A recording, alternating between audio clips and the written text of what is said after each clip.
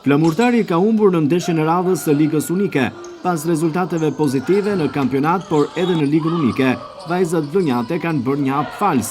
Bashkimi ka shënuar një fitore ndaj vajzave vlonjate, teksa i ka mposhtur në Vlorë me rezultatin 58-66. Perioda e parë përfundoi me rezultatin 16-18, e dyta po ashtu me këtë rezultat, pra 16-18, perioda e tretë 29-36 dhe perioda e katërt 58-16. Ndeshja ishte me ritëm të lartë dhe me momente dramatike për të dyja skuadrat, të cilat shkëmbyen e përsi në fush. Pamjet që po ndishtin në ekran janë filmuar nga televizioni 6+ nga Vlora në Pallatin e Sportit Flamurtari dhe sillin momente nga ndeshja Flamurtari Bashkimi në basketbol për femra e vlefshme për Ligën Unike.